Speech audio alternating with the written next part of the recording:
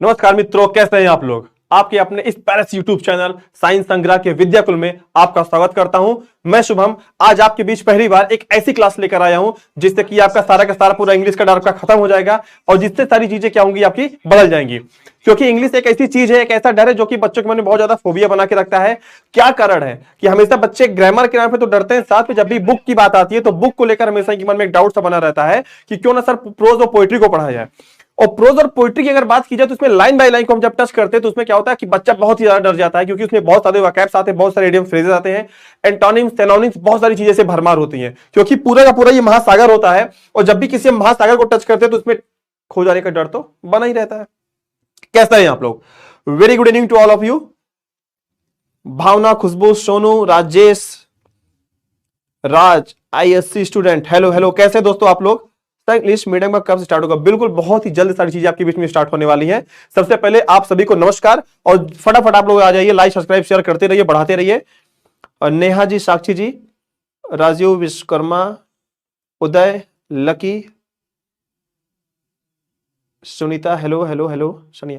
तो प्यारे बच्चों, ज्यादा समय को ना बर्बाद करते हुए आइए हम शुरू करते अपनी चीजों को। सबसे पहले आपको मैं ये बताना चाहता हूं, ये 12th 11th स्टैंडर्ड के लिए आज आपकी ये पहली क्लास होने वाली है जिसमें हमने पोइट्री को छुआ है। और इसका जो पहला सेगमेंट है पोइट्री का, जो कि रविन्द्रनाथ टैगोर की एक छोटी सी पोएट है, और ऐसी छोटी सी पोएट नहीं है तो बहुत बड़ी पावरफुल ये कविता आज आपके बीच में इस चीज को लेकर आया हूं। तो आज लाइन बाय लाइन चीजों का हम एक्सप्लेनेशन करेंगे, छोटी सी छोटी चीजों को देखेंगे।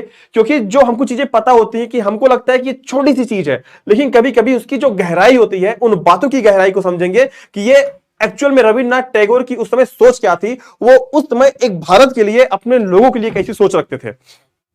तो प्लीज आज बहुत ज्यादा मजा आने वाला है।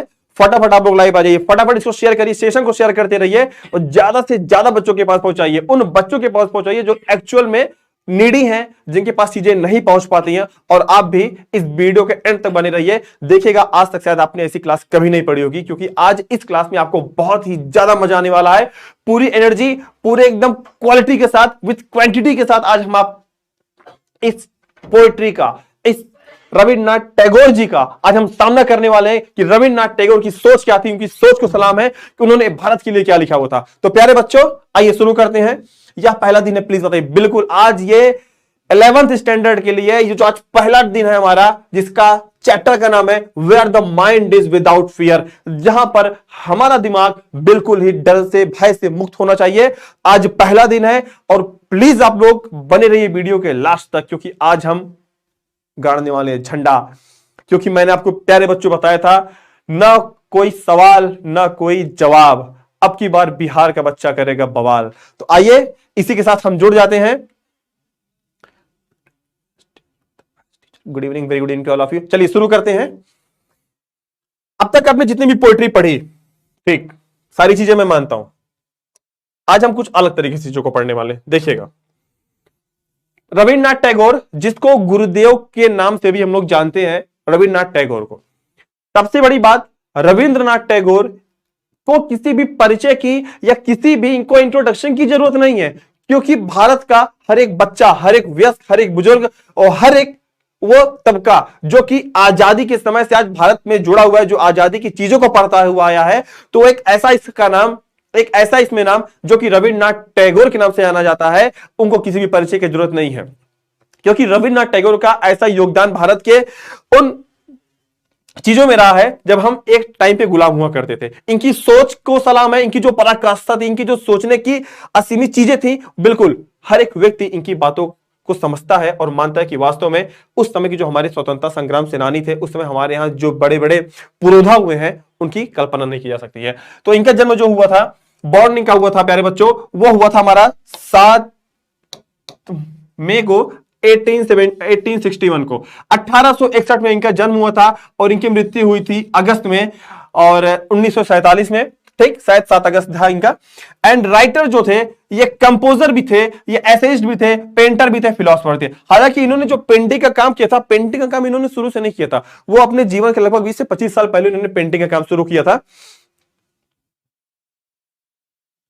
सर 12 की क्लास का, अरे सारी क्लास स्टार्ट होगी, क्यों नहीं? चंदन जी, राजेश जी, बिल्कुल बिल्कुल, अरे क्यों नहीं। देखिए एक दिन सारी चीजों को हम टच करेंगे, ठीक है।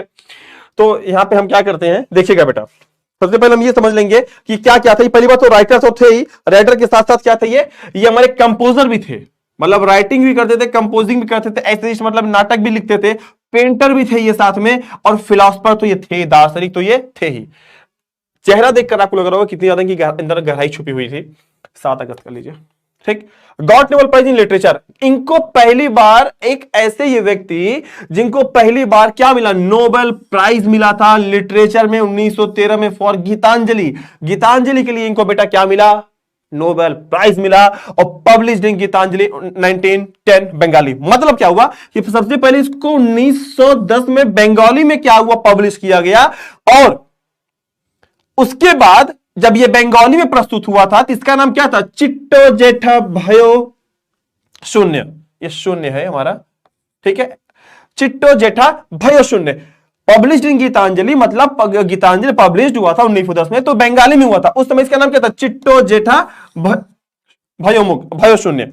उसके बाद क्या होता है कि 1912 के आसपास, 13 के आसपास, फिर ये क्या होता है कि ये पब्लिश्ड होता है, और लगभग क्या होता है कि 1912 में जब ये पब्लिश्ड होता है तो इसका नाम चेंज कर दिया जाता है, ठीक। अगला है फादर महर्षि देवेंद्रनाथ टैगोर, इनके पिताजी का नाम था महर्षि देवेंद्रनाथ टैगोर। कोई दिक्कत बेटा अभी तक? अगला जय हिंद, जय हिंद। मदर का नाम था इनके शारदा देवी। क्या नाम था इनकी माता का नाम? इनकी माता का नाम बेटा था शारदा देवी, शारदा देवी थे ये, ठीक है। आगे देखते हैं, first European to win a Nobel prize, model लिखोटा है, sorry, Nobel prize in 1913। Tagore and its poem describe ordinary people to lucid language plus complex meaning. मतलब क्या हुआ कि टैगोर की बेटा जो कविताएं हुआ करती थी वो ल्यूसिड के मतलब कि एक अजीब तरीके की, मतलब ये बहुत ही ज्यादा प्यारी और काफी क्या होती थी कि गहराई वाली होती थी। दूसरी कॉम्प्लेक्स मीनिंग, कॉम्प्लेक्स मीनिंग का मतलब ये, मान ला जैसे आप ये समझ लीजिए, अगर इन्होंने लिखा जन, जन लिखा तो जन का मतलब बहुत सारे होते थे। हम जन का मतलब लोग जानते हैं, हमेशा जन का मतलब राष्ट्र से लगा लेते थे, ऐसा मैं बता रहा हूं, ऐसा लिखा नहीं है फिलहाल, क्योंकि इनकी कॉम्प्लेक्स मीनिंग हुआ करती थी, और उस कॉम्प्लेक्स मीनिंग में बहुत सारी चीजें क्या ऐसी हुआ करती थी जिसमें बहुत सारी चीजें छुपा हुआ करती थी। मतलब क्या हुआ कि एक बिहारी जी के जैसे थे कि दोहे एक लिखते थे, लेकिन इसके अंदर गहराइयां, इसके मीनिंग बहुत सारी हुआ करती थी, ठीक है। आइए अगले देखते हैं हम लोग।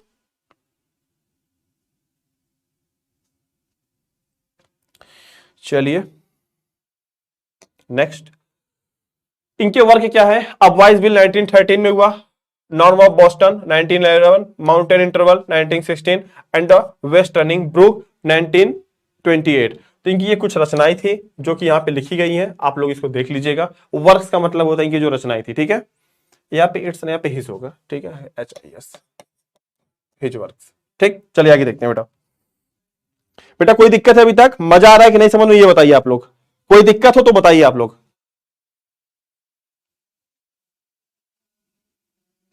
फटाफट आप लोग बेटा कमेंट करिए, किसी भी प्रकार की अगर आपको कोई दिक्कत होती तो प्लीज आप लोग कमेंट करिए, कमेंट करके बताइए मुझे। आज ये पहली क्लास है, और इस पहली क्लास में बहुत ही ज्यादा मजा आने वाला है, क्योंकि आज हम चीजों को बहुत ही बेहतरीन तरीके से पढ़ने वाले हैं। तो सबसे पहले बेटा आज हम पढ़ने वाले हैं समरी।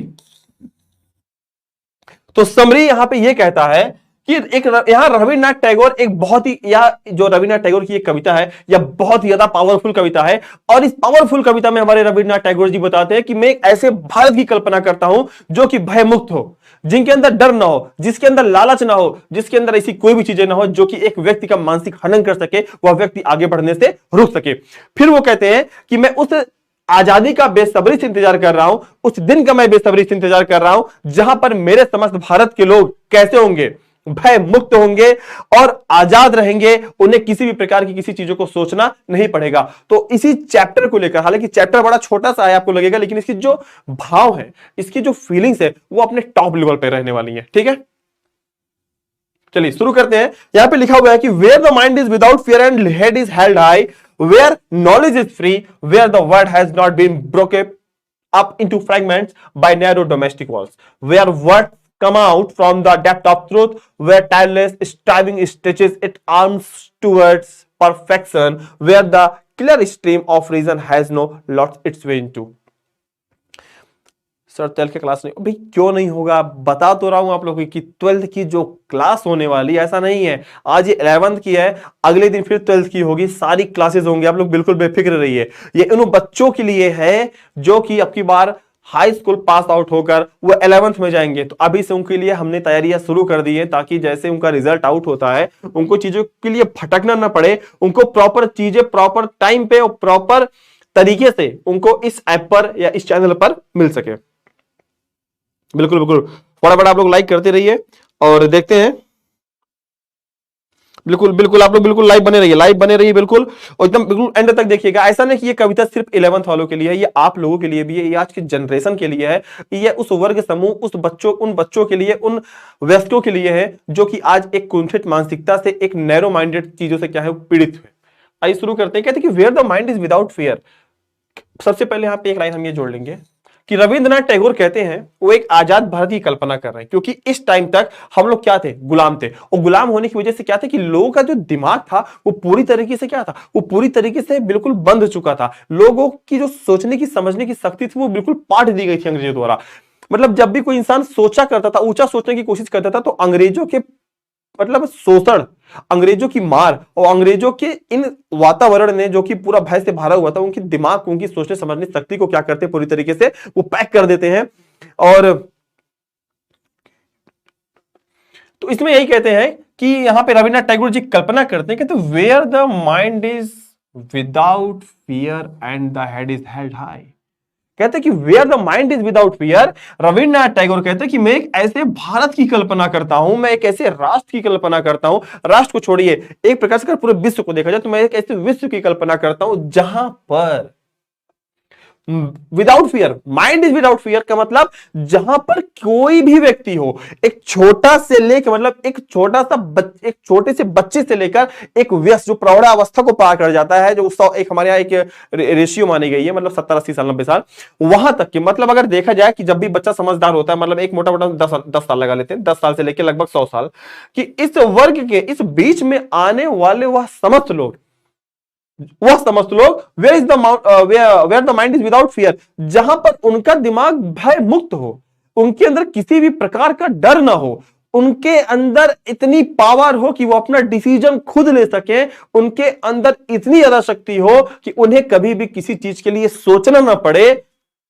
ऐसा होना चाहिए हमारा भारत, हमारा राष्ट्र। Where the mind is without fear, जहां पर इंसान का दिमाग विदाउट फियर, बिना डर के हो, and head is held high, और जहां पर लोगों का सर ऊंचा हो, मतलब क्या हो कि लोग अपने आत्मविश्वास, लोग अपने स्वाभिमान से जी सके, अपने स्वाभिमान की रक्षा कर सके।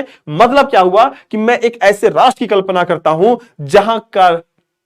जहां के लोगों का दिमाग भय मुक्त हो, उनके अंदर किसी भी प्रकार का डर, किसी भी प्रकार की बेचैनी ना हो, और मैं एक ऐसे राष्ट्र की कल्पना करता हूं जहां के लोगों का सर हमेशा क्या हो, स्वाभिमान से ऊंचा हो, जहां के लोग सर उठाकर जी सके, उन्हें किसी प्रकार की बाउंडेशन का सामना ना करना पड़े। बिल्कुल बिल्कुल बिल्कुल, रेनबो रेनबो, आप क्लास और एक ग्रामर का, बिल्कुल बिल्कुल, फटाफट आप लोग बिल्कुल बेटा बने रहिए, बिल्कुल एकदम दहाड़ के पढ़ना है। ऐसा नहीं कि देखिए, ऐसा है कि अभी जो बच्चे हाई स्कूल में, ठीक है, 11th में जाएंगे, नो नो इसमें ऐसा कोई डाउट नहीं है, सारे बच्चे अच्छे नंबर से पास होंगे, और उन्हीं चीजों को आज मद्देनजर रखते हुए कि जैसे उनका रिजल्ट आता है उनके सामने चीजें पड़ी रहेंगी कि बेटा आओ, स्वागत है इस चीजों पे। Where the knowledge is free, अब इसका मतलब क्या है, आर्टिकल 19(1), आपको एक पता होगा आर्टिकल 19(1), आज जाके आप लोग चेक कर लेना, ठीक है, आर्टिकल की बात हो रही थी, इसमें आपको बताया गया है, ठीक है, राइट टू एजुकेशन है, इसमें देख लीजिएगा 2005 में। तो where knowledge is free, knowledge is free का मतलब क्या हो, नॉलेज इज फ्री जहां पर शिक्षा क्या हो, सबके लिए हो, एक समान हो। ऐसा नहीं है कि मतलब कि ये तबका जो है हमारा, ऐसा नहीं है कि शिक्षा केवल ऊंची जात को मिलेगा, निचली जात को नहीं मिलेगा। ऐसा नहीं है कि कुछ बच्चे नीचे बैठेंगे, कुछ लोग ऊपर बैठेंगे। ऐसा नहीं है कि इन बच्चों को जो है पानी पिया जाएगा, इन बच्चों को पानी नहीं दिया जाएगा। ऐसा भी नहीं है कि इन बच्चे को जो है ऑक्सफोर्ड भेजा जाएगा, इन बच्चों को कैम्ब्रिज नहीं भेजा जाएगा। तो मतलब मैं चाहता हूं कि एक ऐसे राष्ट्र की कल्पना करते हैं, हमारे रविंद्रनाथ टैगोर जी, और ये कहते हैं कि मैं एक ऐसे राष्ट्र की कल्पना करता हूं जहां पर शिक्षा सबके लिए समान अवसर में हो, सबको शिक्षा बराबर मिले, किसी भी प्रकार का भेदभाव ना रखा जाए, किसी भी प्रकार से लोगों को कुंठित ना किया जाए। क्यों? क्योंकि मैं चाहता हूं अगर शिक्षा सबको बराबर मात्रा में या बराबर या भेदभाव बिना भेदभाव की मिलती है तो हमारे राष्ट्र का निर्माण भी एक समान तरीके से होगा। अगर हमारे राष्ट्र में शिक्षा को लेकर भेदभाव होगा तो कहीं ना कहीं हमारा राष्ट्र भी गर्त में जाएगा, हमारे लोग गर्त में जाएंगे। इस वजह से मैं एक ऐसे राष्ट्र की कल्पना करता हूं जहां पर शिक्षा को लेकर कोई भी असमानताएं न हो। बिल्कुल बिल्कुल परफेक्ट सर, अंकिता जी बहुत बहुत धन्यवाद।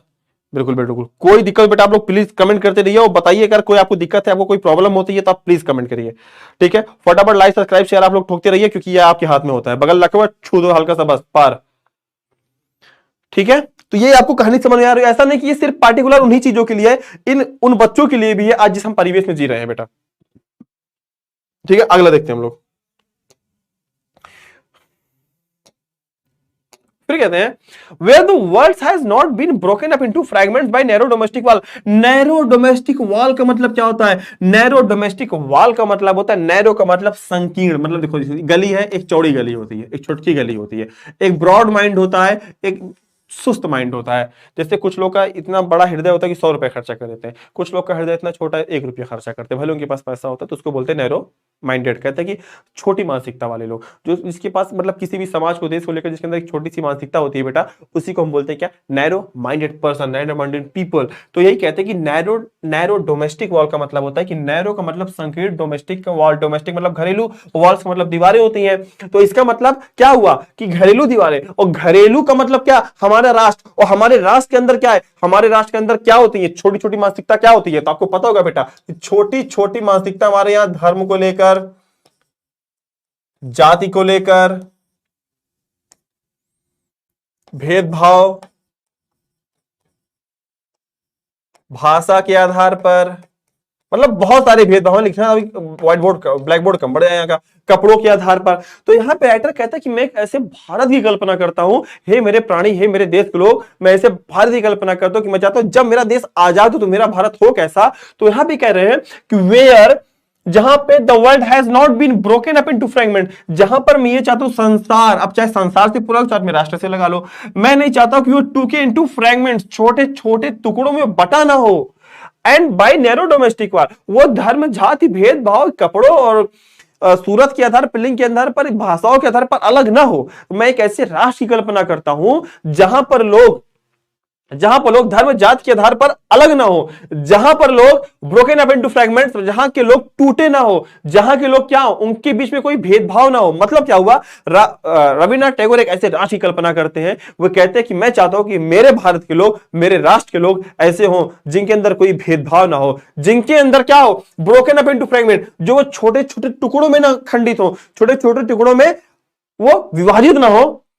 बिल्कुल बिल्कुल, तो क्लास नहीं, अरे क्यों नहीं होगा राजेश जी, ऐसा नहीं है, आप ही की क्लास चल रही थी आज, यहाँ पे एक क्लास लगाई गई है, अगली क्लास आपकी होगी, ठीक है। बिल्कुल बिल्कुल।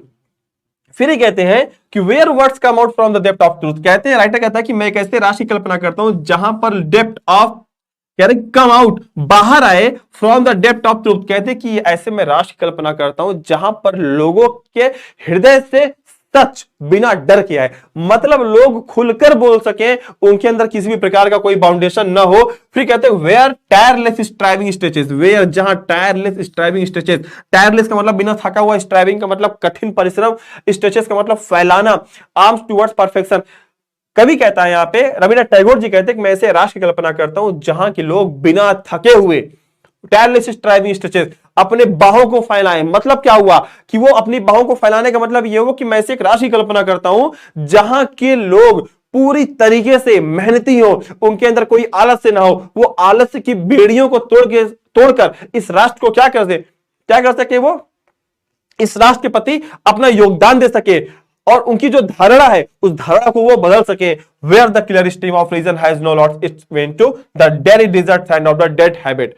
वेयर, जहां, the clear stream of reason, देखिएगा क्लियर का मतलब साफ, स्ट्रीम का मतलब धारा भी होती है, ऑफ रीजन, जहां के लोगों का विचार कैसा हो, रुकने वाला ना हो। जैसे एक नदी होती है, उसकी जो पानी बहते हैं, यही कहता राइटर यहाँ पे पोएट कहता है कि मैं चाहता हूं कि यहां पे एक मैं ऐसे राशि कल्पना करता हूं।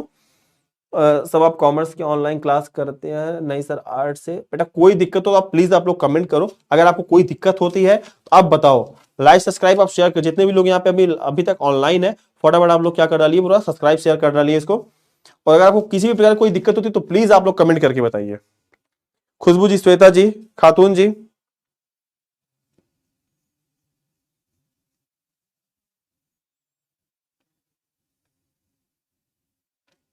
राम राम सर, राहुल, श्वेता, ठीक। Where the clear stream of the reason has not lost and its way to, कहते हैं कि यहां पर एक मैं से राशि की कल्पना करता हूं जहां पर लोगों का विचार, जहां पर लोगों का विचार का प्रभाव बिल्कुल अलग होगा। लोगों का दिमाग क्या होगा, वो सही जगह पर होगा, लोगों के विचार सही दिशा में लगेंगे, लोग सही सोचेंगे, लोग एथेंटिक सोचेंगे, लोग पॉजिटिव सोचेंगे। फिर कहते हैं यहां पे and dreary deserve sand into the dead habit. फिर कहते हैं ड्रेरी, ड्रेरी का मतलब क्या होता है? देखिए आपके लिए मैंने कुछ वर्ड मीनिंग ली है, पहले पेज पे शायद लिखा है मैंने। ड्रेरी डिजर्ट, ड्रेरी का मतलब होता है सुनसान, और डिजर्ट का मतलब आपको पता ही है, डिजर्ट का मतलब आपका होता है रेगिस्तान। मिंटू जी सर 12th का पढ़ाई, बिल्कुल पढ़ाएंगे, बिल्कुल पढ़ाएंगे। और प्रणाम सर, मुकुंद जी नमस्कार नमस्कार। Chintu Kumar ji, black tiger Mohit ji sir, दिलकुश जी जी,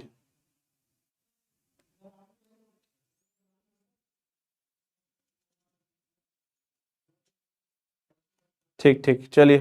12th का एग्जाम कब है सर? अब ये तो मुझे थोड़ी ना पता होगा, ये तो आपको पता होगा सर, नहीं समझे। अच्छा तो अपने पहले पेमेंट, चलिए ठीक, आइए देखते हैं। Dreary desert sand of the dead habit, और कहते हैं जो लोग होंगे एंड ड्रेरी डिजर्ट, वो एक सुनसान सुनसान रेगिस्तान, सैंड का मतलब बालू होता है, सैंड का मतलब रेगिस्तान होता है, ऑफ डेड हैबिट। यहां पे राइटर ये कहना चाहता है, पोएट ये कहना चाहता है, और मैं एक ऐसे राष्ट्र की कल्पना करता हूं जहां के समस्त लोग जो होंगे वो ऐसी आदतों को अपनाएंगे जो सही हो, वो एक गलत रास्तों का चुनाव नहीं करेंगे। डेड हैबिट का मतलब वो एक गलत रास्तों का चुनाव नहीं करेंगे। Where the mind is led forward by thee into ever widening thought and action, ये लाइन यहां पे इंपॉर्टेंट है, थॉट एंड एक्शन, यहां पे ये क्लू है। कहते हैं कि जिस प्रकार से आपके थॉट होंगे उसी प्रकार से आपके एक्शन होंगे, जैसे आपके विचार वैसे आपके कार्य। आपके विचार अच्छे हैं इस राष्ट्र को लेकर तो अच्छे रहेंगे, अगर आपके विचार बेकार है, घटिया, तो आपका कदम भी अगला ऐसे ही होने वाला है। तो where the mind is led forward, मैं चाहता हूं, मैं एक ऐसे राष्ट्र की कल्पना करता हूं जहां के लोगों का दिमाग बढ़े, वो एवर वाइडनिंग हो, मतलब वो बड़ा सोचना, बड़ा सोचने वाला हो, उसका दिमाग कुंठित मानसिकता से प्रेरित ना हो, वह व्यक्ति हमेशा बड़ा सोचने की काबिलियत को रखता हो। फिर आगे कहते हैं, अभी ये हिंदी में तो समझा रहा हूं अब तक, अच्छा बताओ कौन सी भाषा में बोल रहा था? बंगाली बोल रहा था क्या? जरा प्लीज आप लोग बताएं, क्या किसी को समझ नहीं आ रहा क्या भाई? चिंटू जी प्लीज आप लोग कमेंट करिए, क्या कोई किसी को कोई दिक्कत है अभी तक?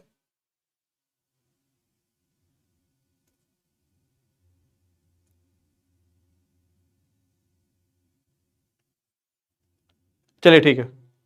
कहते हैं कि वेयर द माइंड इज, जहां पर let forward by the thee, जहां पर इसको ले जाया जाएगा, ever widening thought and action. यहां पे राइटर कहता है, यहां पे कंपोजर कहता है कि जिस प्रकार से हमारे विचार होंगे उसी प्रकार से हमारा एक्शन होगा, मतलब जिस प्रकार से हम सोचते हैं वैसा हम कार्य करते हैं। अगर हम सुस्त हैं तो हम सुस्त वाला कदम उठाएंगे, हम सोचेंगे कि बैठे बैठे हमारे मुंह में पानी आ जाए, हम बैठे बैठे मेरे मुंह में खाना आ जाए, सुस्त वाले विचार। मैं चाहूंगा मैं मेहनत करूं जी, थोड़ा परिश्रम करूं, उसके बाद मैं कमाऊंगा, उसके बाद मैं अच्छा खाना खाऊंगा। इसको बोलते हैं कि मैं चाहता हूं कि मेरे भारत के लोगों का जो सोच है, उनकी जो थॉट प्रोसेसिंग है, उनका जो काम करने का तरीका, वो बिल्कुल क्या एक बड़े लेवल पे। एवर वाइडनिंग का मतलब क्या, हमेशा बड़ा हो, छोटा ना हो, वो हमेशा आगे की तरफ क्या हो, बढ़ते रहे, उनका दिमाग धनात्मक दिशा में लगे, आगे बढ़े। फिर आगे कहते हैं, और विचारों का जब प्रवास सही दिशा में होगा तो हमारा राष्ट्र भी सही दिशा में बढ़ेगा। फिर कहते हैं, into that heaven of freedom my father let my country awake, my father का मतलब हे भगवान, हे भगवान, हे प्रभु, लेट माई कंट्री अवेक, मैं कहता हूं कि मेरे देश में, मेरे राष्ट्र के लोगों को जगाओ, इनको क्या करो आप, इनको आप अग्रेसित करो, इनको आप बढ़ाओ, इनकी थॉट प्रोसेसिंग अच्छी आप करिए। Into that heaven of freedom, तभी क्या होगा, तभी मैं चाहता हूं कि मेरे आजाद भारत का रूप कुछ ऐसा होगा जिससे कि क्या होगा, ये देश को और ऊपर ले जाए और अपने इरादों को जगाएं, और अपने इरादों के दम पर इस देश को और ऊपर ले जाएं। कोई प्रॉब्लम नहीं है sir ji? Yes sir, good at, क्या बात है, अरे मेरे बच्चे आ गए साहब, क्या बात है भाई। बेटा कोई दिक्कत, कोई दिक्कत, प्लीज कमेंट फटाफट फटाफट। ग्रामर कब स्टार्ट होगा sir? Sir please 12th class बिना बोर्ड कॉमर्स, बिल्कुल बिल्कुल सारी चीजें प्रोसेस में आएंगी। देखिए अभी आप लोग जितना हड़बड़ा रहे तो हड़बड़ाने से बेटा कुछ होगा नहीं। अगली क्लास ग्रामर की लगेगी, डोंट वरी। अगला अगला क्लास ग्रामर का लगेगा और टेंस का लगेगा। कितने लोग इस चीज पे सहमत है कि टेंस की क्लास लगा दी जाए? प्लीज फटाफट कमेंट करिए आप लोग। आई एम लेट, ठीक है कोई बात नहीं, फिर से देख लीजिएगा। कितने लोगों को लगता है कि टेंस पढ़ाया जाए कि एक्टिव वाइज पैसिव वाइज पढ़ाया जाए? आप लोग के कमेंट पे अगली क्लास लगा देते हैं।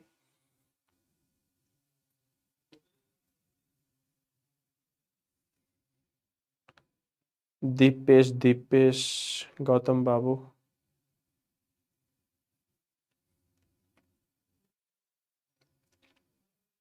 खुशबू। कितने लोग चाहते हैं कि टेंस की क्लास लगाई जाए या फिर एक्टिव वाइज पैसिव वाइज की क्लास लगाई जाए? बताओ भाई, कमेंट कर दो, वही क्लास लगा देंगे आप लोग के कहने पे। Done, as your wish.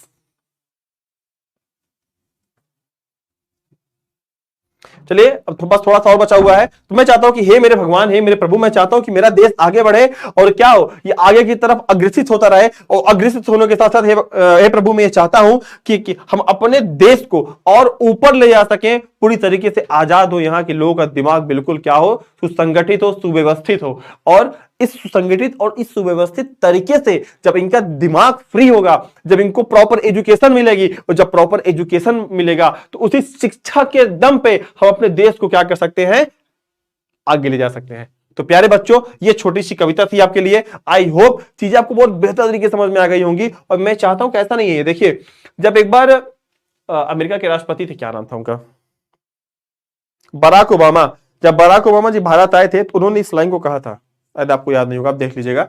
उन्होंने कहा था कि where the mind is without fear and the head is held high and where knowledge is free. Free होने का मतलब नहीं शिक्षा सबके लिए फ्री हो, ऐसा नहीं है। शिक्षा सबके लिए फ्री होने का मतलब शिक्षा सबके लिए बराबर हो। Voice tense, voice tense, voice tense, बिल्कुल बिल्कुल। चलिए ठीक है, बिल्कुल बिल्कुल। हाँ सर जी, हेलो बताइए दिनेश जी, क्या बात है? सर जी हेलो, सर जी, जी जी सर जी हेलो, बोलो भाई क्या बात है? सभी बोलो, इंग्लिश लिटरेचर का क्लास करवाए सर। सब होगा, सब होगा। अरे सबर करो, आगे देखते हैं बेटा। तो ये क्या है, ये पूरा का पूरा मैंने आपको दे दिया है summary. Where the mind is without fear and head is held high, where knowledge is free. Tagore ji लिखती नहीं है बेटा, टैगोर जी लिखते हैं, ठीक है। एवं ईश्वर से कामना करती कि मेरा देश ऐसा होना चाहिए जहां पर लोगों, भारतवासी के अंदर किसी भी प्रकार का डर ना हो, कहते हैं क्योंकि देश के लोग बिना डर के अपने सिर उठाकर जी सके। Where the world has not been broken up into, ये सेकंड वाला पैराग्राफ है आपका, फ्रैगमेंट का मतलब टुकड़े टुकड़े।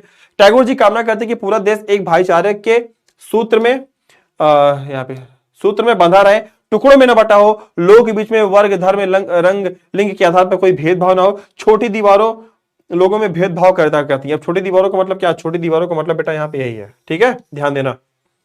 छोटी दीवारों का मतलब क्या? छोटी मानसिकता। और छोटी मानसिकता का मतलब क्या होता है? छोटी मानसिकता का मतलब यही होता है जब आपके मन में धर्म को लेकर आ रहा है, आपके अंदर वर्ग को लेकर आ रहा है, आप कास्टिज्म की बात करते हो, आप नेपोटिज्म की बात करते हो, भाई भतीजावाद की बात करते हो, तो ऐसे कंडीशन में हमारी जो सोच होती है बहुत ज्यादा कुंठित हो जाती है।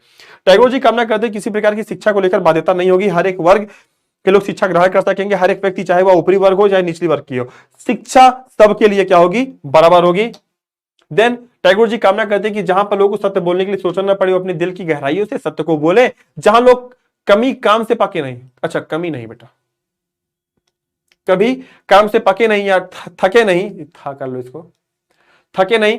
टैगोर जी कहते हैं कि आजाद भारत लोग के लोग आलसी लोग हो गए, यहां पे कोई बात नहीं, थोड़ा सा मिस हो जाता है, लोग आलसी ना हो, वे लोग लगातार मेहनत हो, टायरलेस स्टीविंग स्टेजेस मतलब करने वाले हो, मेहनत करने वाले हो। नेक्स्ट है कि वेयर, टैगोर जी कहते हैं आजाद भारत के लोगों का विचारों का प्रभाव बिल्कुल अलग होगा, लोगों का दिमाग सही जगह पर लगेगा, लोगों का दिमाग सही जगह पर होगा, लोग तर्क वाली बातें करेंगे, ऐसी आदतों को अपनाएंगे जो सही हो, गलत रास्तों का चुनाव नहीं करेंगे। लास्ट पैराग्राफ में कहते हैं कि हमारी सोच एक धनात्मक दिशा में होगी, लोगों के विचार बड़े बड़े होंगे, जिस प्रकार हमारे विचार होंगे ठीक उसी प्रकार से हमारे कदम उस दिशा में बढ़ेंगे, विचारों का प्रभाव सही दिशा सही क्रम में होगा, और इसी प्रकार से आजाद भारत का रूप ऐसा होगा।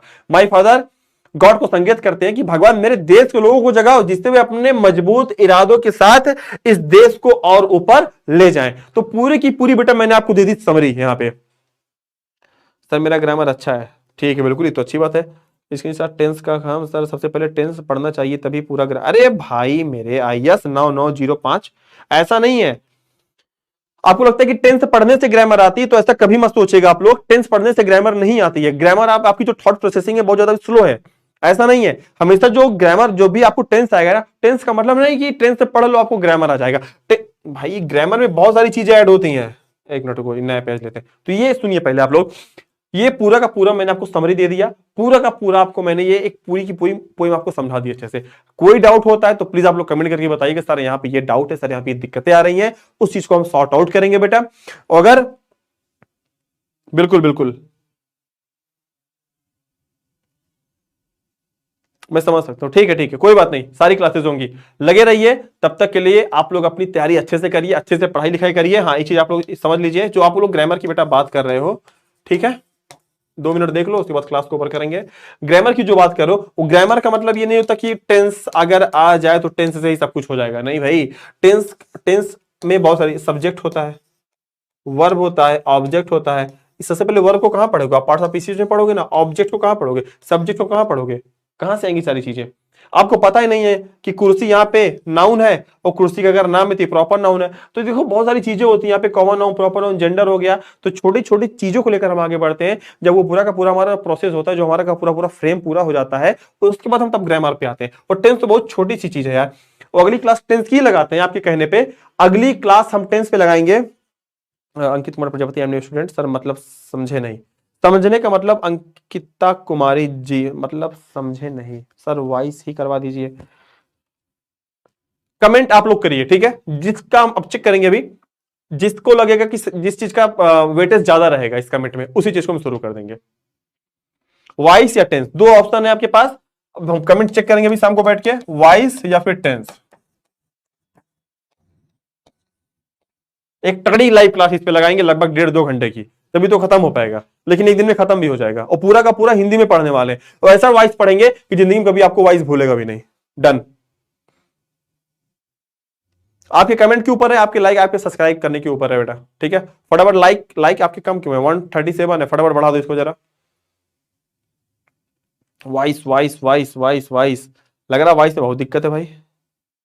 क्या बात है, टेंस टेंस टेंस, वेटेज है, वेटेज है सर। फीस कितनी है, आप टेक्निकल टीम के पास आप कॉल करिए, डायरेक्ट आप पता कर लीजिए फीस कितनी है।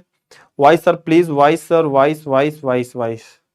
ऐसा करते हैं ना, आपको 2 ऑफर देते हैं, बोनंजा ऑफर आपको देते हैं। एक दिन टेंस की क्लास चलाएंगे, एक दिन वॉइस की क्लास चलाएंगे आप लोग के लिए, ठीक है। लेकिन हाँ, वो पूरा पूरा खत्म नहीं होगा। आपकी जो थॉट प्रोसेसिंग है, आपका जो टेंस, जो आप ये 12 टेंस है ना, 12 3 होते हैं, और तीनों के पार्ट होते हैं ना 4-4, ये जो 12 हैं, ऐसा पढ़ाएंगे आपकी बात। टेंस ना लिख के ले लो, स्टैम्प पेपर में साइन करवा लो, जिंदगी में नहीं भूलोगे। ये विद्याकुल परिवार से आपको मैं ये वचन देता हूं कि आपकी बार जो हम टेंस पढ़ेंगे ना, जो टेंस हम पढ़ेंगे वो हम जिंदगी भर नहीं भूलेंगे। और वॉइस की बात कर रहे हो, वॉइस को भी इतना धुआंधार तरीके से पढ़ेंगे कि वॉइस आपकी बार सुपड़ा साफ कर देंगे। कुछ है नहीं यार, टेंस वॉइस नरेशन, इसमें तो आप मास्टर बन जाओगे। कुछ दिन विद्याकुल में आप खुद आगे पढ़ाओगे, सर हमको पढ़ाना है। आई एम स्टूडेंट सर, बिल्कुल बिल्कुल, आप मेहनत करिए, आप स्टूडेंट है। वॉइस वॉइस टेंस, चलिए बेटा मिलते हैं, तब तक के लिए मस्त रहिए, खाइए पीजिए, घूमे टहलिए, और पूरी तरीके से आप अपनी पढ़ाई को चालू रखिए। क्योंकि अगर आपकी पढ़ाई है, अगर आप शिक्षा से जुड़े हो, तो ही आपका अस्तित्व है। अगर आप शिक्षा को छोड़, जो कुछ लोग कहते हैं अभी तक पढ़ रहे हो, तो पढ़ना बुरी बात है क्या?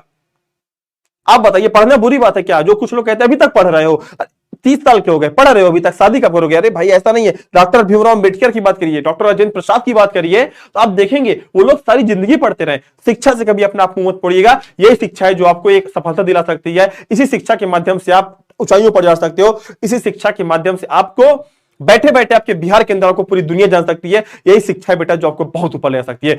इस वजह से प्यारे मेरे बच्चों, मेरे बिहार के शेर और शेरनियों, मेरे बिहार के लालों लालियों, लगे रहो। आपकी बार फोड़ के आना है, चाहे 11th हो चाहे 12th। 11th में भी हम ऐसा ग्रामर आपकी बार पढ़ने वाले प्यारे कि 11th में अगर आपने पढ़ लिया ना, तो आपको 12th में कभी पढ़ने की जरूरत ही नहीं पड़ेगी। हम लेवल की ग्रामर को पढ़ेंगे। ऐसा नहीं कि आपका जो लेवल है 11th का, तो हम 11th का पढ़ेंगे, नहीं। हम जो लेवल पढ़ेंगे वो 0 से लेकर लगभग एसएससी, बैंक और जितने भी कंपिटेटिव एग्जाम्स होते हैं, लगभग वहां की चीजों को टच करेंगे। ऐसा नहीं कि आप इंटर में अलग ग्रामर पढ़ो, फिर तैयारी करो, फिर अलग ग्रामर पढ़ो। ऐसा कुछ नहीं होने वाला आपके साथ। अब की हमारे साथ क्या होने वाला है, ग्रामर पूरा का पूरा हम ग्रामर तो पढ़ेंगे, ग्रामर में हम कॉम्पिटेटिव एग्जाम की भी ग्रामर को इसमें टच करेंगे, साथ में हम स्पोकन की चीजों को टच करेंगे। चौथी चीज आपकी बार हम वकैब से भी आपकी हम पूरा काम करने वाले हैं। वकैब्स का मतलब होता है वर्ड मीनिंग, और लगभग 2 से 2,500 वर्ड मीनिंग इसी क्लास के अंदर आपको मैं यहीं से बैठे बैठे आपको मैं रटा दूंगा। रटाने का मतलब आपका थॉट प्रोसेस इतना अच्छा कर दूंगा कि आप एक वर्ड आपको बताऊंगा, एक छोटा सा वर्ड बताऊंगा, उसके ऊपर आपको 15-20 मीनिंग बना डालोगे। तो प्यारे इस वजह से लगे रहिए और ज्यादा से ज्यादा इस सेशन को शेयर करिए, लाइक करिए, सब्सक्राइब करिए, जो आपसे बन पड़ता है आप करो। और तब तक के लिए